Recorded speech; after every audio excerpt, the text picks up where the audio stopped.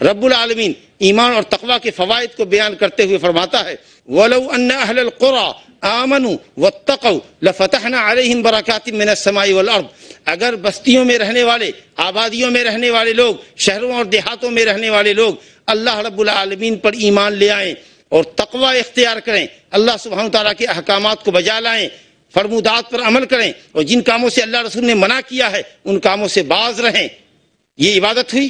ایمان اور تقوی عبادت، اس کے فوائد کیا دنیا کی زندگی میں مل رہے ہیں؟ رب العالمین فرماتا ہے لَفَتَحْنَا عَلَيْهِمْ بَرَكَاتٍ مِّنَ السَّمَاءِ وَالْأَرْضِ، اس آیت کے اندر عبادت کا ذکر بھی ہے، عبادت کے فوائد و ثمرات کا بھی ذکر ہے۔ ایمان اور تقوی عبادت ہے، فوائد و ثمرات کا ذکر اللہ فرماتا ہے لَفَتَحْنَا عَلَيْهِمْ بَرَكَاتٍ مِّنَ السَّمَاءِ وَالْأَرْضِ، ہم ان کے اوپر آسمان اور زمین سے برکتوں کے خزانے کھول دیں۔ آسمان سے خزانے کھولنے اور روزی کھولنے کا مطلب آسمان سے بارش برسائیں، آسمان سے بارش برسائیں کیونکہ اسی سے پودا نکلتا ہے، اور زمین سے روزی کا انتظام کریں، پودے غلے اگائیں، پھل فروٹ اگائیں، اور معدنیات خزانے جو زمین میں دفن ہیں ان کو اللہ تعالیٰ باہر لائے اور لوگوں کی روزی روٹی کا سامان کرے۔ یہی وعدہ رب العالمین نے اہل کتاب سے بھی کیا، وَلَوْ أَنَّهُمْ أَقَامُوا التَّوْرَاةَ وَالْإِنْجِيلَ وَمَا أُنزِلَ إِلَيْهِمْ مِنْ رَبِّهِمْ لَأَكَلُوا مِنْ فَوْقِهِمْ وَمِنْ تَحْتِ أَرْجُلِهِمْ، اگر یہ اہل کتاب توریت اور انجیل کو قائم کریں، یعنی توریت و انجیل پر عمل کریں، اور توریت و انجیل پر وما انزل الیہم من ربہم، اور جو ان کے رب کی طرف سے نازل ہے شریعت محمدیہ پر ایمان لے آئیں، کیونکہ توریت و انجیل پر ایمان لانے کا مطلب نبی صلی اللہ علیہ وسلم پر ایمان لانا ہے، کیونکہ نبی صلی اللہ علیہ وسلم پر ایمان لانے کی بات توریت انجیل میں موجود ہے۔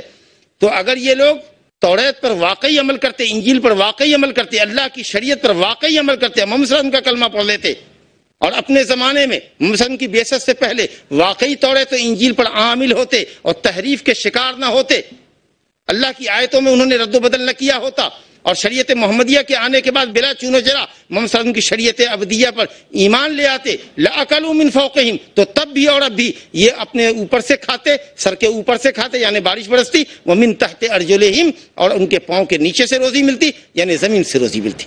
ان دونوں آیتوں کے اندر اللہ رب العالمین نے دنیاوی فوائد کا ذکر کیا ہے عبادتوں کے نتیجے میں، یعنی بھرپور روزی عطا کرنے کا وعدہ فرمایا ہے۔ اخروی فوائد کا ذکر اللہ تعالیٰ نے اور بھی بہت سی آیتوں میں فرمایا۔ انہی اہل کتاب کے متعلق اللہ نے فرمایا وَلَوْ أَنَّ أَهْلَ الْكِتَابِ آمَنُوا وَاتَّقَوْا لَكَفَّرْنَا عَنْهُمْ سَيِّئَاتِهِمْ وَلَأَدْخَلْنَاهُمْ جَنَّاتِ النَّعِيمِ، اگر یہ اہل کتاب اللہ پر ایمان لے آئیں، اللہ کا تقوی اختیار کر لیں، تو اللہ رب العالمین کی خطاؤں کو ملیا میٹ کر دے، ان کے گناہوں کو بخش دے۔ رب العالمین نے امت محمدیہ سے خطاب فرمایا، سورہ احزاب کی آیت ہے، مشہور آیت، یا ایھا الذین آمنوا اتقوا اللہ وقولوا قولا سدیدا یصلح لکم اعمالکم ویغفر لکم ذنوبکم ومن یطع اللہ ورسولہ فقد فاز فوزا عظیما۔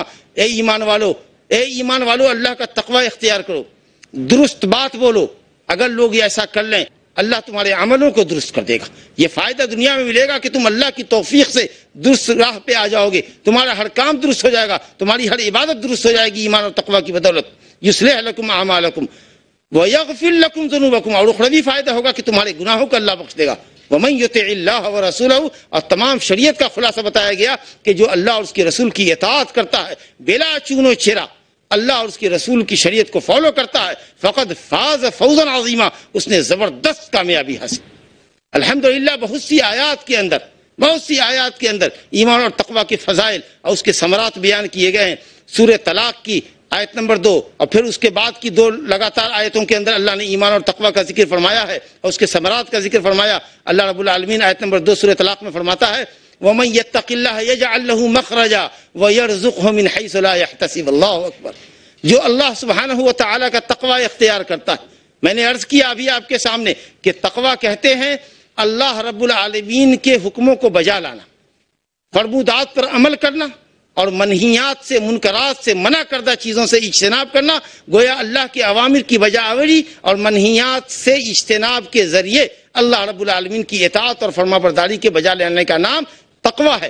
تو اگر لوگ تقوی شعار ہو جائیں، شریعت پر عمل کریں اور گناہوں کے کاموں سے بچیں، رب العالمین اس کا فائدہ بیان فرماتا ہے کہ اللہ تعالیٰ ان کے لیے ہر پریشانی سے نجات کی راہ نکال دے گا، ہر مشکل سے اللہ ان کو باہر لے آئے گا، شدائد و مشکلات سے اللہ تعالیٰ ان کو نجات عطا فرمائے گا، ان کی حفاظت فرمائے گا۔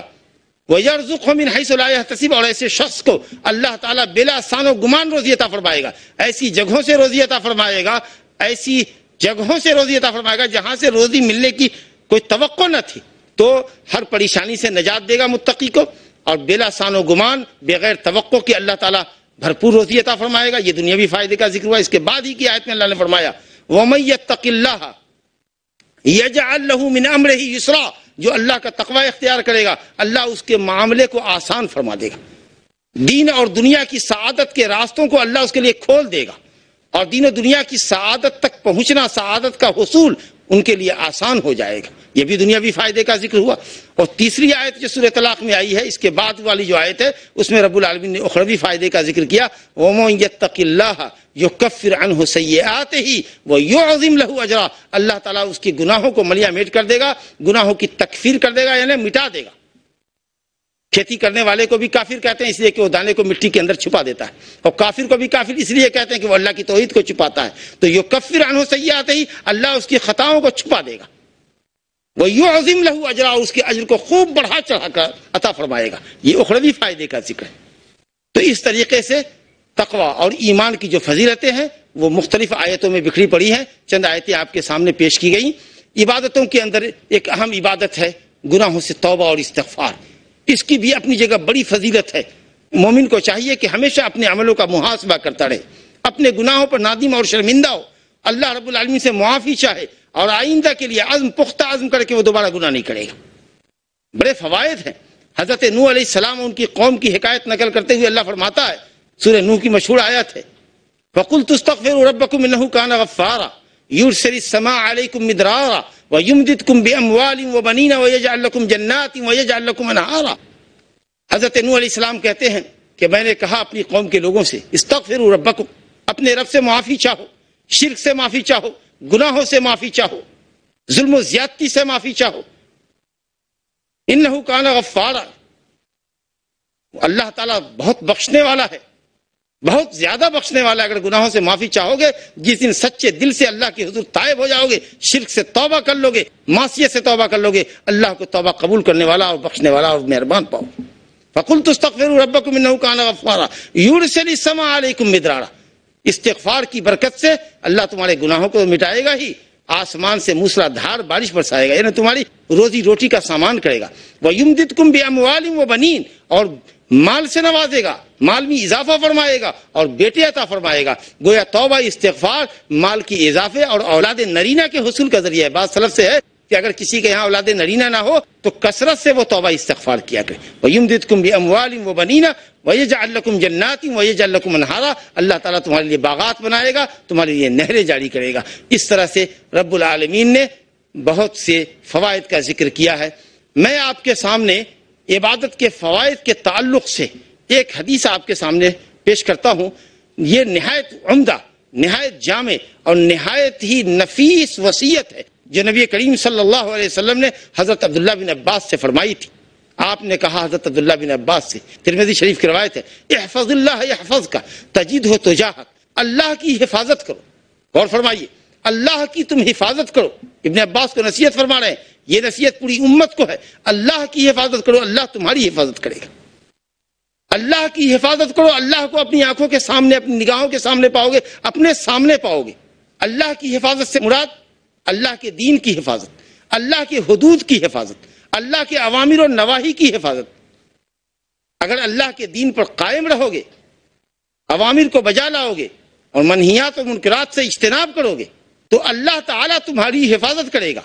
حفاظت دو طرح سے، تمہارے دین کی حفاظت کرے گا کہ تم کسی فتنے میں مبتلا نہیں ہوگے، کوئی بھی آدمی کسی شبہ میں تم کو ڈال کر تمہارے دین میں تم کو کنفیوز کرتا، اور نہ ہی تم بری شہوتوں کے دلدادہ ہوگے، نہ اپنی بری شہوتوں کے پیچھے جاؤ گے، اور نہ کوئی دین میں شبہات اور فتنے کے اندر تم کو مبتلا کرے گا۔ اللہ تمہاری حفاظت کرے گا، یعنی تمہارے دین کو شہوات، بری خواہشات اور شبہات کے فتنوں سے بچائے گا، اور تمہاری دنیا کی حفاظت کرے گا، یعنی تمہاری جان کی، تمہارے مال کی، تمہارے اہل و اولاد کی، تمہارے بال بچوں کی اللہ حفاظت فرمائے گا۔ جس نے اللہ کی حفاظت کی، اللہ نے اس کی حفاظت کی۔ اللہ کی حفاظت کرو گے اللہ کو اپنے سامنے پاؤ گے. اللہ کو سامنے پانے کا مطلب کہ اللہ کی نگہداشت میں رہو گے. اللہ تمہارا نگراں ہوگا. وہ تمہیں ہر شر سے، ہر سو سے، ہر تکلیف سے، ہر برائی سے بچائے گا کیونکہ تم نے اللہ کی حفاظت کی. فرمایا آگے نبی صلی اللہ علیہ وسلم نے تعرف الی اللہ فی الرخاء، خوشحالی میں، فارغ البالی میں، مالداری میں، جب صحت اچھی ہو، مال و دولت کی فراوانی ہو، ایسے وقت میں عام طریقے سے لوگ اللہ کو بھول جاتے ہیں. کہا گیا کہ خوشحالی میں، فارغ البالی میں اللہ سے رشتہ بناؤ، اللہ سے اپنی پہچان مضبوط کرو، اللہ کو یاد کرو تو اللہ رب العالمین پریشان حالی میں تم کو پہچانے گا. اگر تم نے خوشحالی میں اللہ کو بھلا دیا تو اللہ تمہاری بدحالی میں تم کو نہیں پہچانے گا. تو اگر چاہتے ہو کہ پریشانیاں تم سے دور ہوں تو یقیناً تم کو خوشحالی میں اللہ کو اپنے ساتھ رکھنا چاہیے. یہ عجیب انسان ہے کہ خوشحالی ملتی ہے تو اتراتا ہے، اللہ سے غفلت کرتا ہے. جب بدحالی اور پریشان حالی ہوتی ہے، جب کاروبار پر، بیوی بچوں پر، اولاد پر مصیبتوں کا نزول ہوتا ہے، فضو دعائیں عریض، لمبی چوڑی دعائیں لے کر بیٹھ جاتا ہے. پریشانی اور مشکلات میں کس طریقہ سے عبادتیں جو خوشحالی کے عالم میں کی گئی تھی کس طریقہ سے انسان کے لیے حفاظت کا باذن اللہ ذریعہ بنتی ہیں، آپ اس کو اس حدیث میں ملاحظہ کیجئے جو صحیحین کے اندر موجود ہے، جس کے راوی حضرت عبداللہ بن عمر رضی اللہ عنہ ہیں. نبی کریم صلی اللہ علیہ وسلم نے فرمایا کہ 3 دوست اگلی امت کے اندر بنی اسرائیل میں رہے ہوں گے، جس سے بنی اسرائیل کے اندر بھی امام بخاری نے اس کو ذکر کیا ہے کہ رات گزارنے کے لیے ایک پہاڑ کے غار میں جا چھپے، رات گزارنا تھا، لیکن اللہ رب العالمین نے ان کی آزمائش کی اور اوپر سے ایک بھاری چٹان لڑکی جس نے غار کا منہ بند کر دیا. اب تمام تر کوششوں کے باوجود بھی وہ چٹان کھسک نہ سکی یا کھسکائی نہ جا سکی. اب یہ لوگ گویا کہ ایک طرح سے سمجھیں آپ کہ زندہ ہی قبر میں پڑے ہوئے ہیں.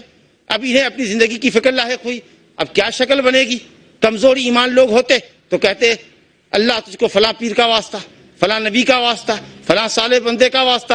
انہوں نے اپنی پریشان حالی کا اللہ سے ذکر کیا اور اللہ کی رحمت کو آواز دیا اور انہوں نے اپنے نیک عملوں کا وسیلہ پکڑا.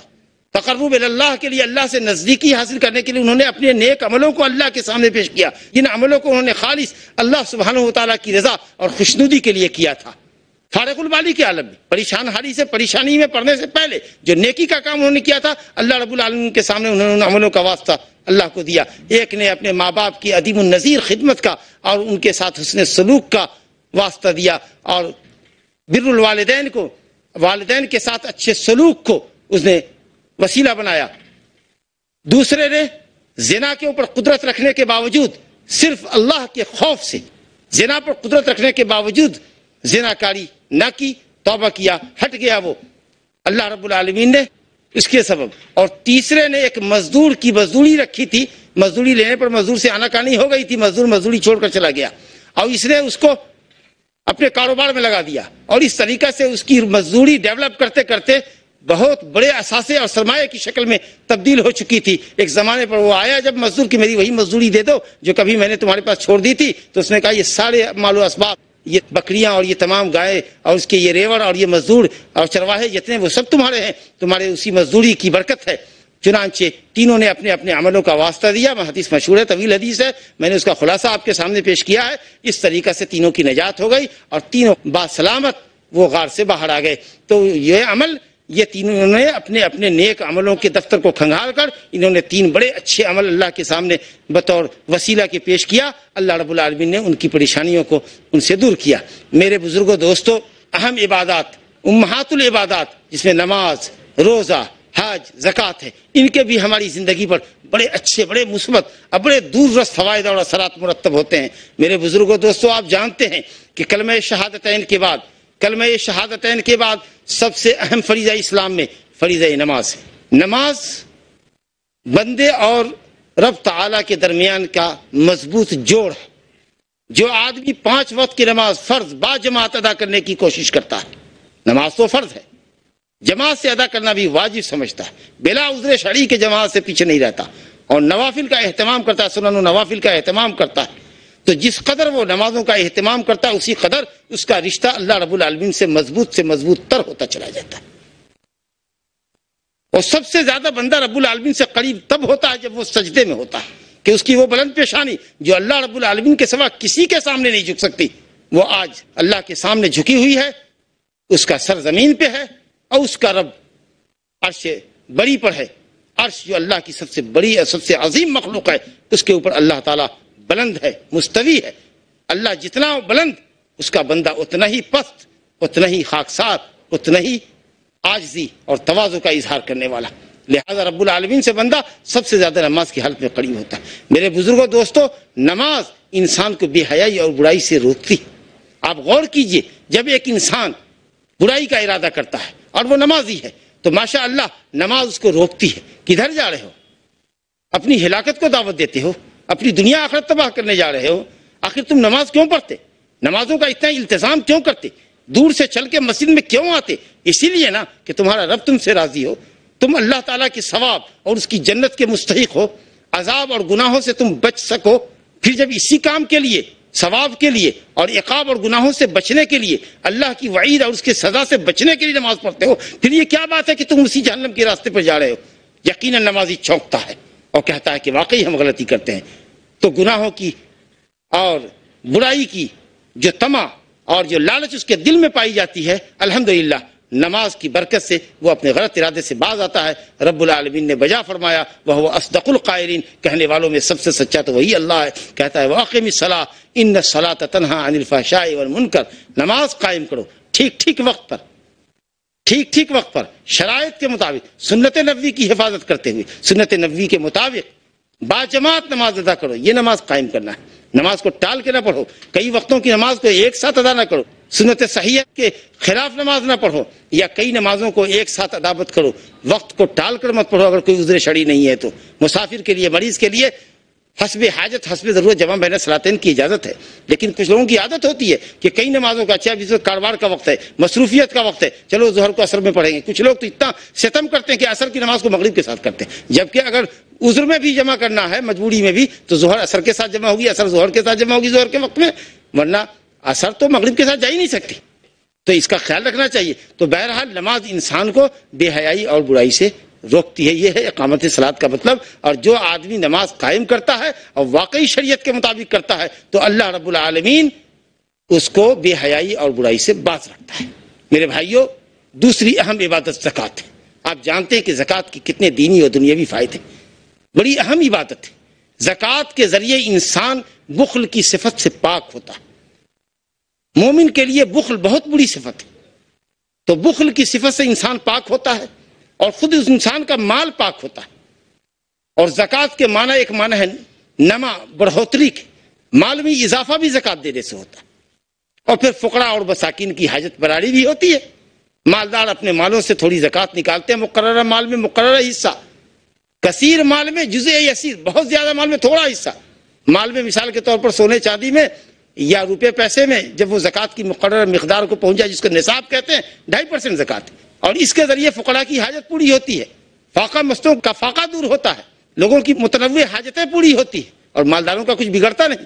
بندوں پر احسان، عبادت کی عبادت، بندوں پر احسان، بندوں کی دعائیں ملتی ہیں، مال بڑھتا ہے، انسان کا نفس پاک ہوتا ہے، مال پاک ہوتا ہے۔ نبی کریم صلی اللہ علیہ وسلم نے فرمایا، حضرت معاذ بن جبل کو جب معلم بنا کر یمن بھیجا تو آپ نے جو نصیحت فرمائی، اس میں ایک جملہ آپ نے یہ فرمایا تھا کہ جب وہ نماز پڑھنے لگے، پہلے تو توحید کی دعوت دینا، دعوت توحید کے بعد ان کو بتانا کہ اللہ نے دن رات میں 5 وقت کی نماز فرض کی ہے۔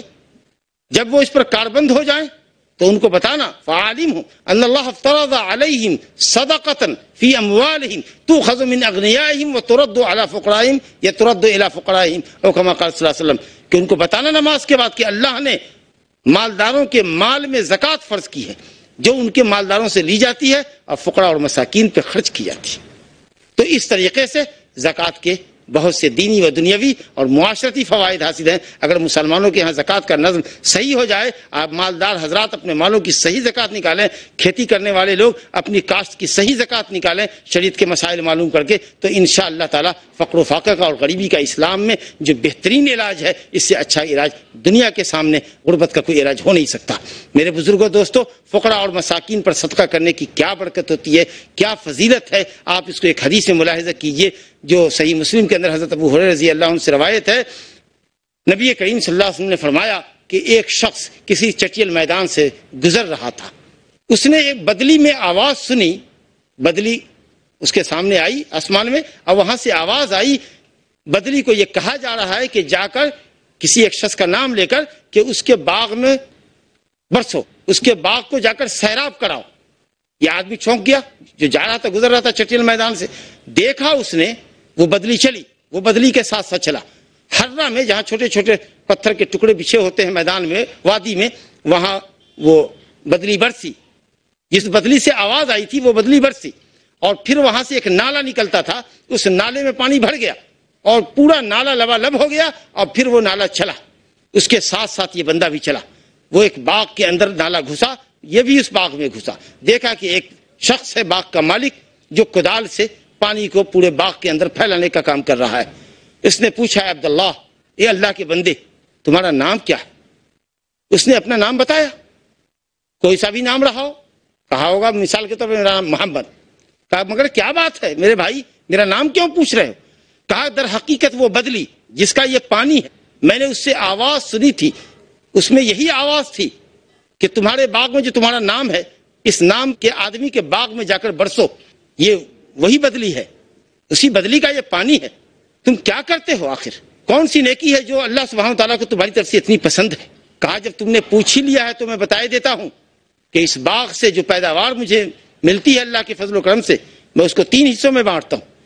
ایک حصہ میں فقراء اور مساکین پر اور حاجت مندوں پہ خرچ کر دیتا ہوں، دوسرا تہائی میں اپنے اہل و عیال پہ خرچ کرتا ہوں، اور لاسٹ کا جو 1/3 ہوتا ہے، تیسری تہائی جو ہوتی ہے 1/3، وہ میں اس باغ کی اصلاح و درستگی میں لگاتا ہوں۔